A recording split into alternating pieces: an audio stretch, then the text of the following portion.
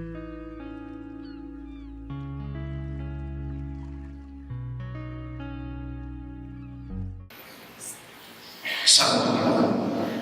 warahmatullahi wabarakatuh. Alhamdulillahirabbil alamin. Wassalatu wassalamu ala asyrofil anbiya'i wal mursalin wa ala alihi wa sahbihi ajma'in. Qala ta'ala wa kitabil karim. A'udzu billahi minasyaitonir rajim. Ya ayyuhallazina amanu taqullaha haqqa tuqatih wa la tamutunna illa wa antum muslimun.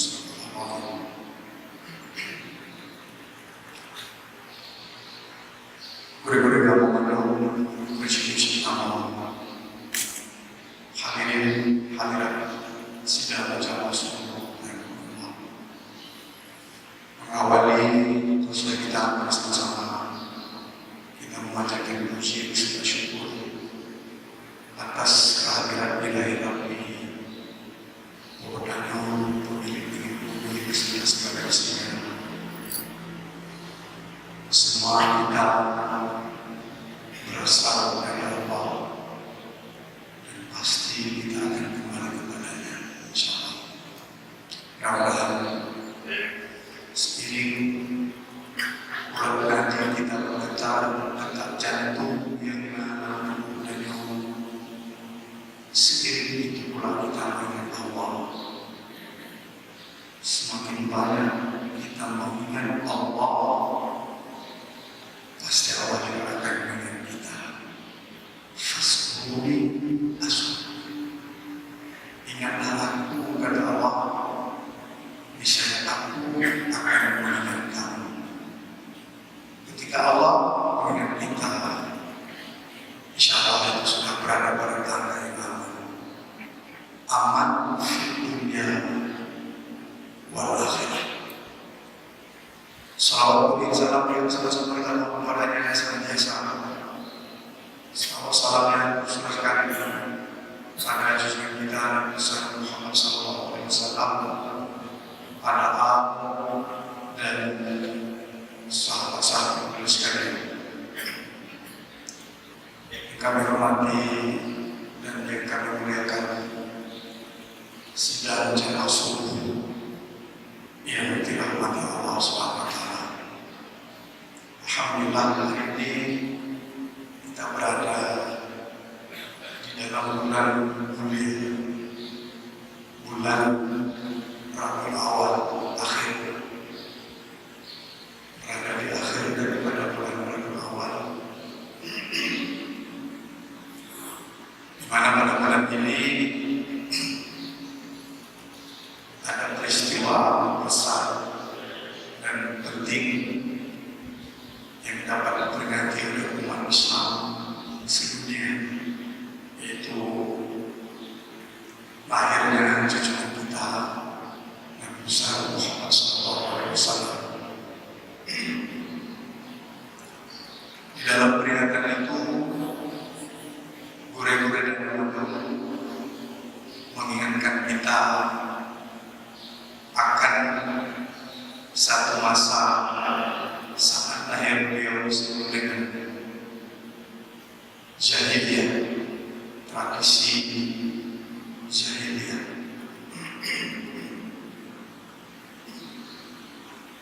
Hadirin yang bersyukur Allah, maka saya pada hari ini ingin menyampaikan sedikit kepada kita tentang jahiliyah. Jahiliyah menurut versi Al-Quranul Karim. Jahiliyah secara bahasa bermakna kebodohan, dan secara istilah jahiliyah itu mereka tidak mengenal Tuhan, mereka tidak mengenal penciptanya, padahal mereka makan segala nikmat yang diberikan oleh Allah.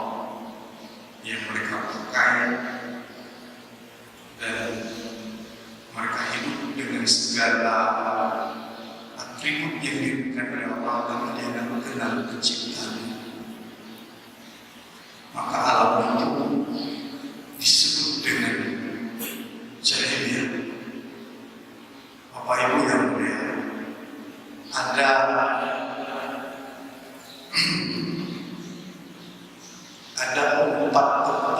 disebutkan oleh Allah di dalam Al-Quran Al-Karim tentang dengan istilah jahiliyah. Jadi jahiliyah itu bukan gelar yang disematkan oleh tokoh-tokoh mereka, pemuka-pemuka adat mereka. Tidak. Jahiliyah ini sudah tertera di dalam Al-Quran Al-Karim. Bapak Ibu yang mulia, maka dalam waktu yang singkat ini, mari kita pahami dengan seksama, sehingga harapannya yang mudah-mudahan kita ini tidak termasuk di dalamnya, insyaallah. Ketika kita tidak termasuk orang-orang yang jahiliyah, insyaallah kita akan aman. Kalau sudah di dunia aman, di dalam kubur juga aman. Aman dalam arti kata bisa menempatkan diri kita ini sebagai hamba yang Allah. Itu sudah aman. Jangan sebagai hamba. Ini ada hamba, hambanya penyakit. Nah, hamba were menyuhama penyakit, menyuhamba itu bagus, abdul.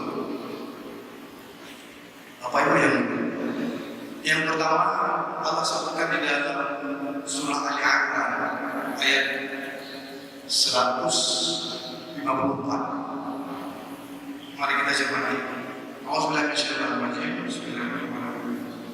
Saya ambil intinya saja agak panjang, nanti bisa dipikirkan di rumah jamaah. Yasunnuna billahi ghairal haqq zannan jahiliyah.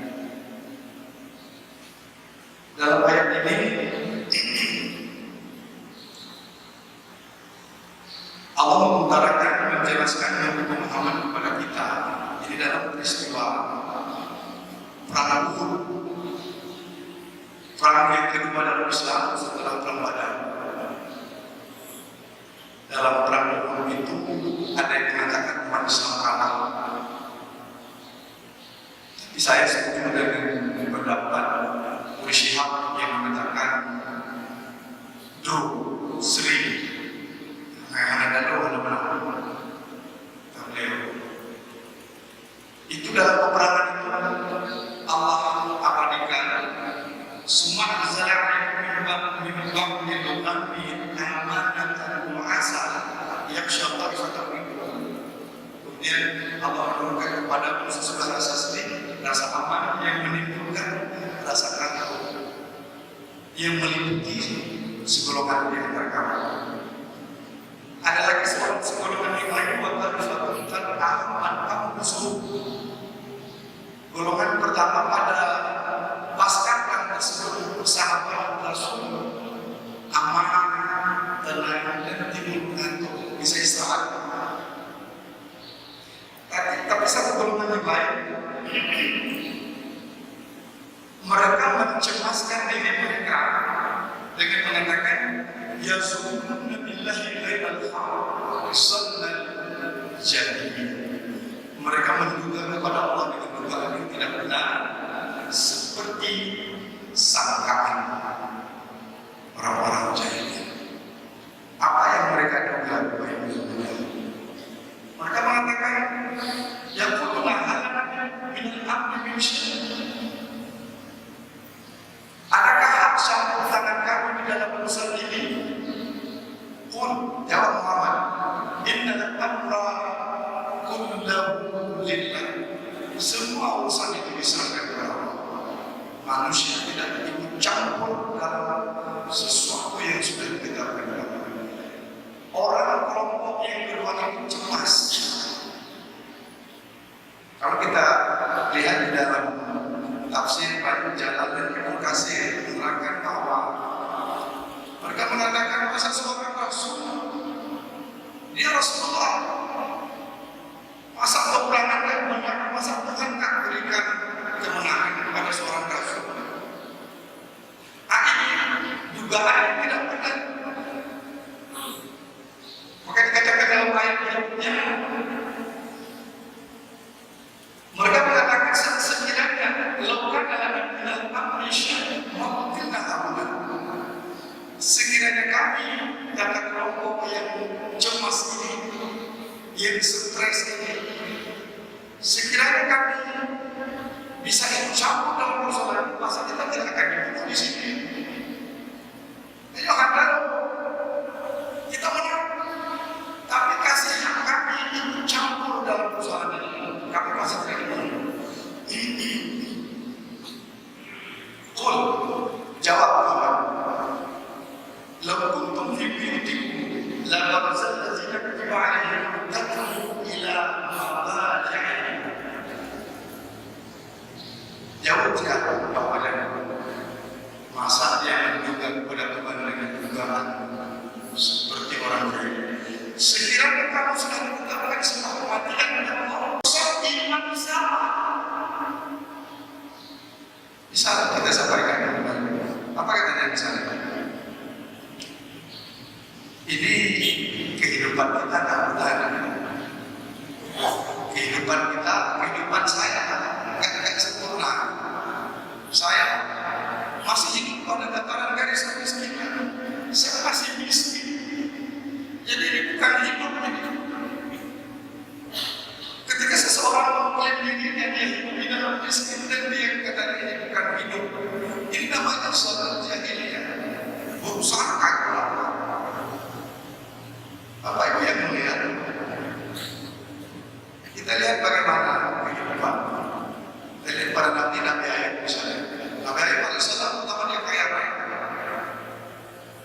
Setelah itu jadi orang miskin.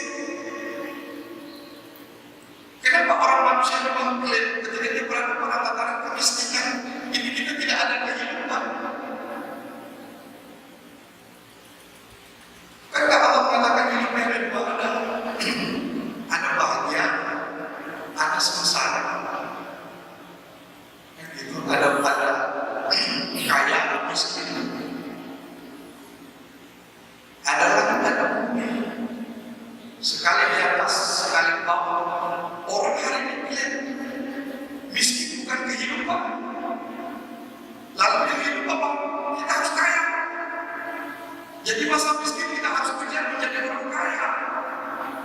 Baru ini dikatakan sebuah kehidupan.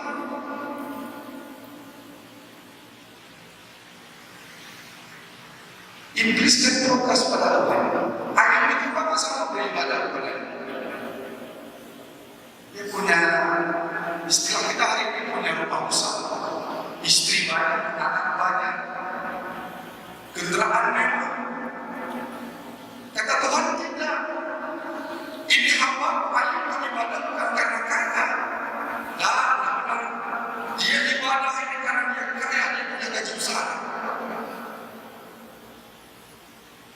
Lalu apa yang kau minta? Dia minta pada Tuhan, coba dimiskinkan dia. Satu-satu orang. Anaknya diwafatkan, istrinya meninggalkan dia, tinggallah Allah di sana. Ini paham kisah ini. Ketika Ayub tinggal kulit membungkus tulang, badannya kering, dia melakukan sujud kepada Tuhan dalam waktu yang lama. Tuhan memberikan isyarat kepada iblis. Iblis lihat bagaimana Ayub. Nah, namanya iblis itu tidak terlihat. Apa itu yang melihat? Yang mau kita katakan apa? Ketika kita miskin itu sebuah kehidupan.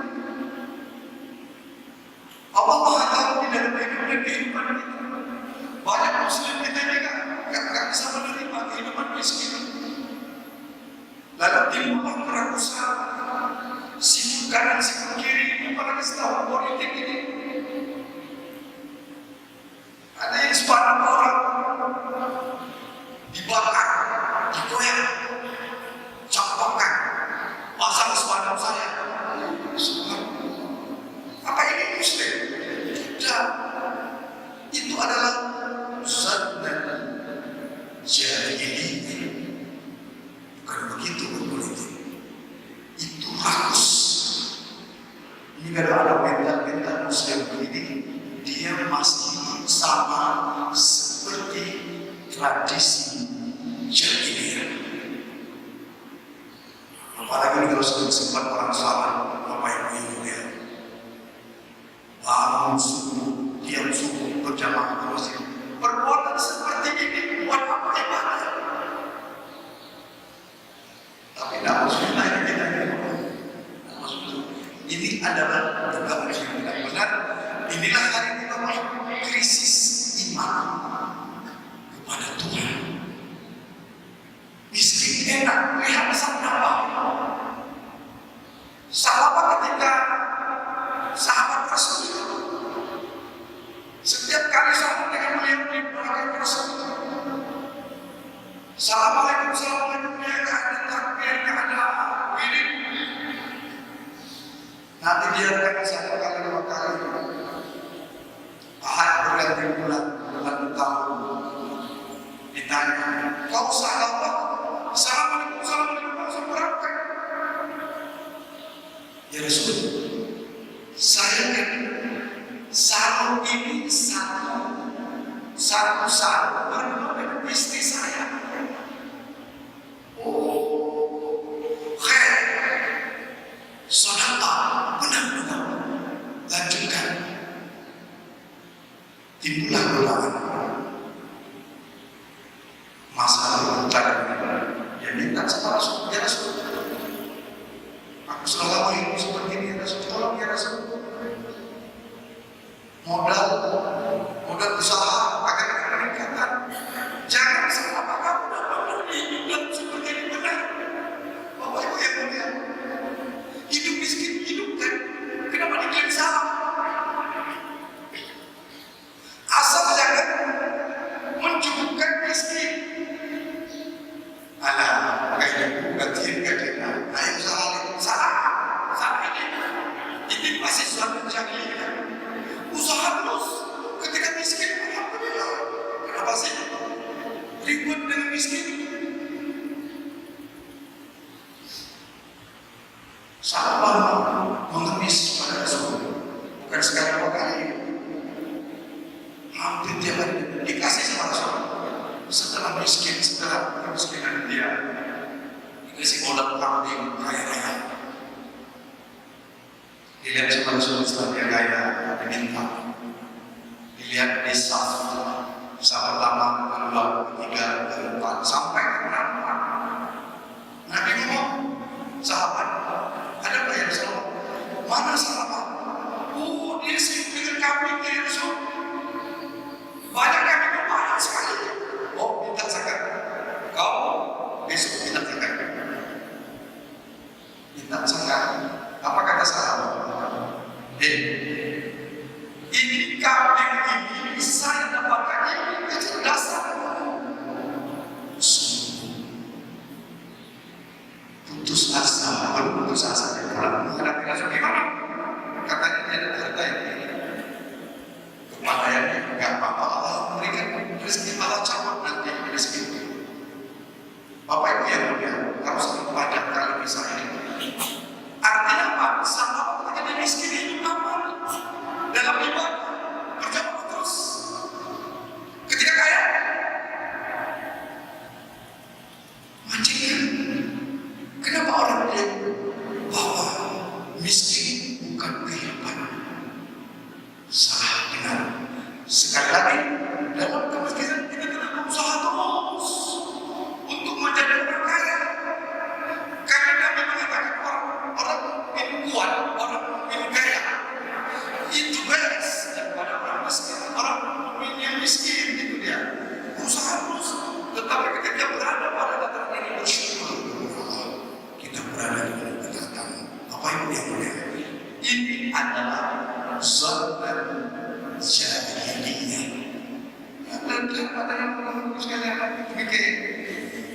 Ya, bapaknya alhamdulillah, mendoakan bapak itu, mau mereka,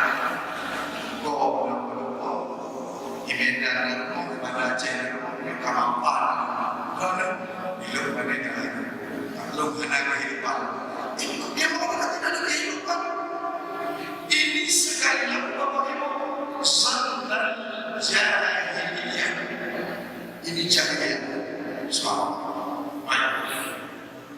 Yang kedua, saya 30 menit untuk sholat yang betul-betul.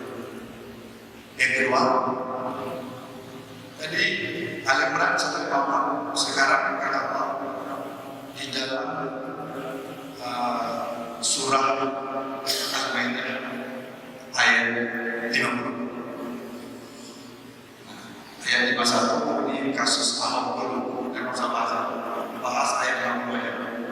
Apa kata Allah? Afahummal jahiliyah yaqulu wa man ahsanu min Allahi hukman liqaumin yuqinun. Ini jahiliyah kedua yang disebut oleh Allah.